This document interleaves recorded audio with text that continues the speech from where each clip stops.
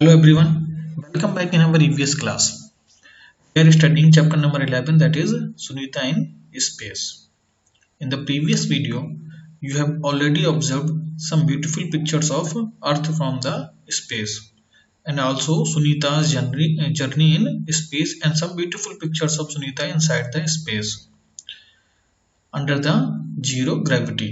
जैसे कि आपको पता है कि स्पेस में जो है ग्रेविटी नहीं होती है और इससे पहले वाले चैप्टर में हम पढ़ चुके हैं बच्चों that earth has a power of attracting everything towards itself कि अर्थ के पास एक स्पेशल पावर है जिससे ये सारी चीजों को जो है अपनी ओर अट्रैक्ट करती है और उस पावर को हम क्या बोलते हैं that is gravity. Gravity pulls everything downwards. Gravity जो है ये सारी चीजों को नीचे की ओर अपनी ओर जो है पुल करती है। इसी वजह से जो है हम लोग अर्थ पर जो है बच्चों रह सकते हैं। ठीक है, जैसे कि मैंने आपको पहले भी बताया था, एक ये ट्री के एग्जाम्पल मैंने दिया था कि अगर कोई भी फल टूट के नीचे गिरता है तो वो नीचे ही क्यों आता है, ऊपर क्यों नहीं जाता है। ठीक है, ऊपर स्पेस में क्यों नहीं चला जाता है, क्योंकि अर्थ के पास एक स्पेशल पावर है दैट इज ग्रेविटी। इसी वजह से आप ये अर्थ की पिक्चर देख पा रहे होंगे, इसी वजह से जो है हम अपनी इस अर्थ में रह सकते हैं। ठीक है, और यहाँ ये जो आप देख रहे हैं ये है हमारा प्यारा भारत। लेकिन स्पेस में क्या था, आपने देखा था सुनीता जो है अपनी स्पेसशिप में फ्रीली मूव कर रही थी, उसके बाल जो है ऊपर की ओर खड़े रहते थे। ठीक है, उसको अगर कुछ भी करना होता था, एक्सरसाइज खाना खाना होता था, जो खुद को उसको बांध के रखना पड़ता था। दैट इज बिकॉज कि अर्थ में तो ग्रेविटी है लेकिन स्पेस में जो है ग्रेविटी नहीं है, दैट इज जीरो ग्रेविटी। जो हमने लास्ट वीडियो में भी हमने देखा था what is this, this is globe. और ग्लोब क्या है, ये जो है रिप्रेजेंटेशन है, 3D रिप्रेजेंटेशन ऑफ अर्थ। ठीक है, तो ये ग्लोब जो है इसको जो आप अपनी अर्थ की तरह ही है जिसको जो है एक 3D फॉर्म में रिप्रेजेंट किया जाता है। लेकिन जो हमारी अर्थ है अगर हम स्पेस से देखेंगे तो उसमें जो ये इमेजिनरी लाइंस वगैरह जो ये ग्लोब्स में बनी हुई हैं ये हमारी अर्थ में नहीं दिखती हैं और ना ही हम वेरियस कंट्रीज को जो है इजीली आइडेंटिफाई कर सकते हैं। लेकिन ये हमारी सहूलियत के लिए बनाया जाता है कि कौन सा देश किस जगह पर है। लेकिन हमारी अर्थ को अगर ऑब्जर्व करें आप छोटे फॉर्म में तो it is like a globe. हमने अपने प्रीवियस वीडियो में बच्चों सोलर सिस्टम के बारे में भी पढ़ा था और उसमें हमने देखा था कि there are mainly 8 planets and these planets revolve around the sun. ये जो प्लैनेट्स हैं सारे के सारे बच्चों ये सन के चारों तरफ जो है चक्कर लगाते रहते हैं।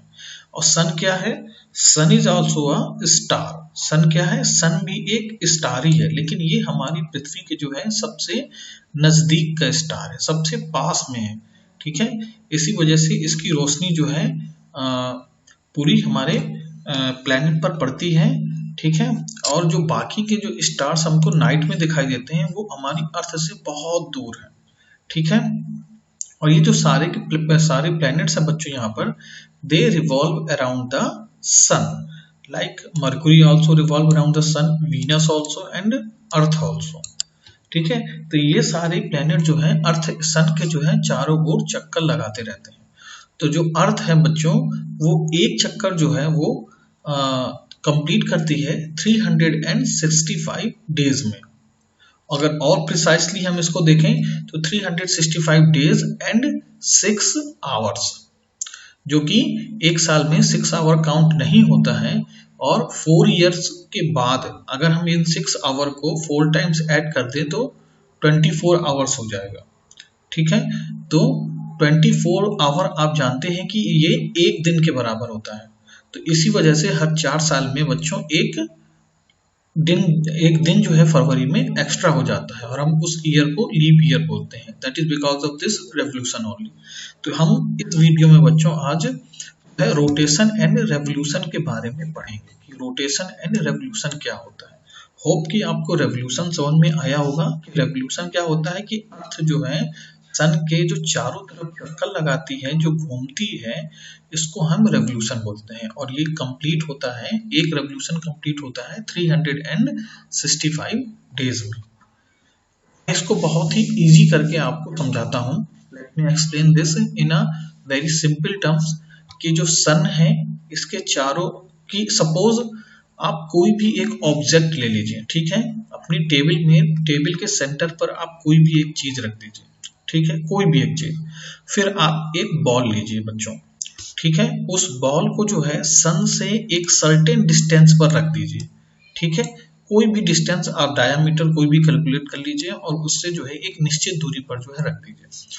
फिर आपको क्या करना है, उस बॉल को बच्चों अपनी टेबल पर ही घुमाना है, ठीक है, अपनी टेबल पर जिस जगह पर आपने रखी हुई है आपको उसी जगह पर उसको घुमाना है, ठीक है, अपनी एक्सिस पर ही, कि वो कहीं मूव नहीं करे।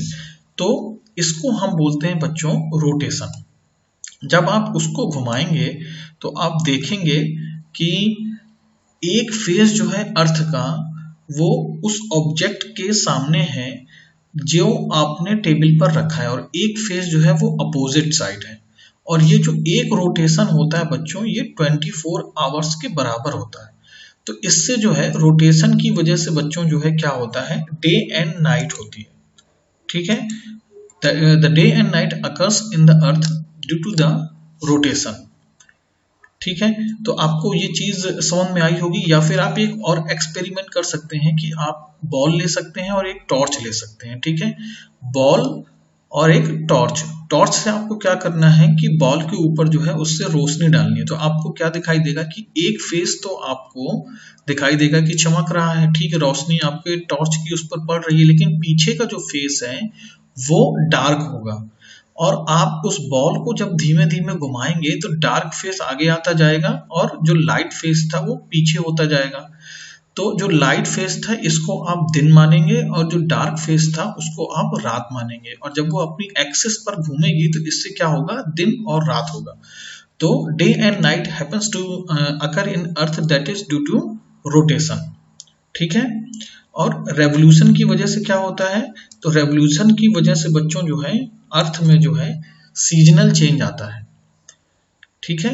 जो सीजन हमारे अर्थ में जो आते हैं, spring season, autumn season, winter season and summer season, that is because of the revolution of the earth. और ये जो दोनों चीजें हैं ये एक साथ चलती हैं बच्चों की।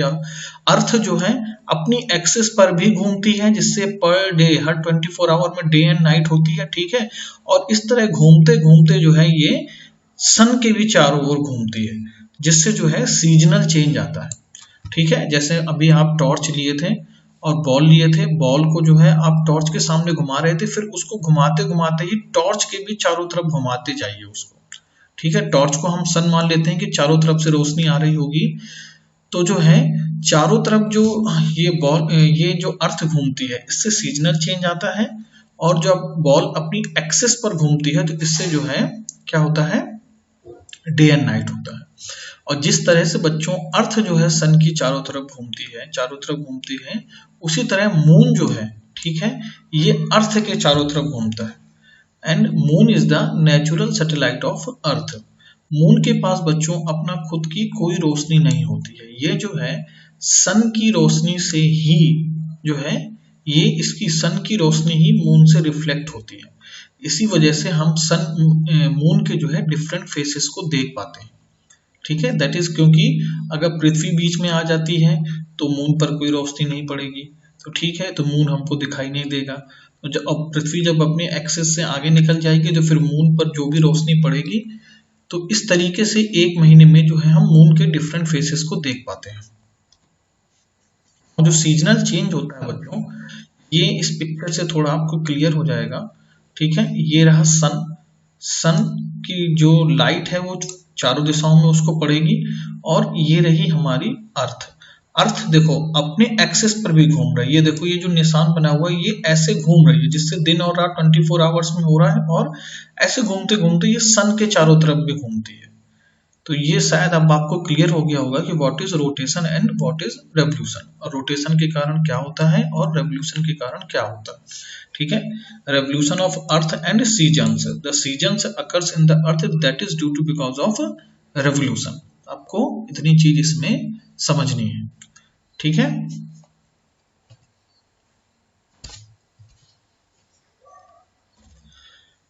बच्चों जो हमने डिफरेंट फेसेस ऑफ मून की बात की थी, तो इसमें आप मून के डिफरेंट फेसेस को देख सकते हैं। ठीक है, जब मून पर एक भी रोशनी नहीं पड़ती है तब वो हमारा न्यू मून होता है, क्योंकि नया मून उस टाइम बन रहा होता है। ठीक है, अर्थ जो है वो सारी रोशनी को रोक लेती है and the beginning of the moon is called new moon. उसके बाद हमको इतना फेस मून का दिखाई देता है, that is called crescent moon. और जब हमको आधा मून दिखाई देने लग जाता है तब हम उसको कहते हैं फर्स्ट क्वार्टर मून। फिर जब हमें थर्ड फोर्थ मून का पार्ट दिखाई देने लगता है और 1/4 नहीं दिखता है, that moon is called gibbous moon. ठीक है, and when moon is fully visible to us then it is called full moon.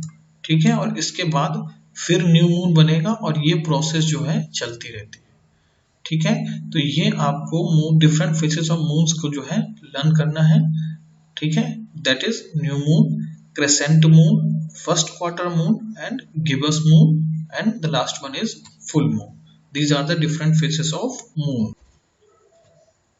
तो this is end of the video. अगर आपको कुछ भी बच्चों क्लियर ना हो तो आप मुझसे जो है व्हाट्सएप के थ्रू पूछ सकते हैं, या फिर जब हमारी गूगल मीट पे क्लास होगी तब आप अपने क्वेश्चंस को रेडी रखिएगा। I will try to answer each and every question. अगर किसी को नहीं समझ में आया है तो फिर मैं उस दिन आप लोगों को और अच्छे से समझा दूंगा। Thanks for watching, have a good day.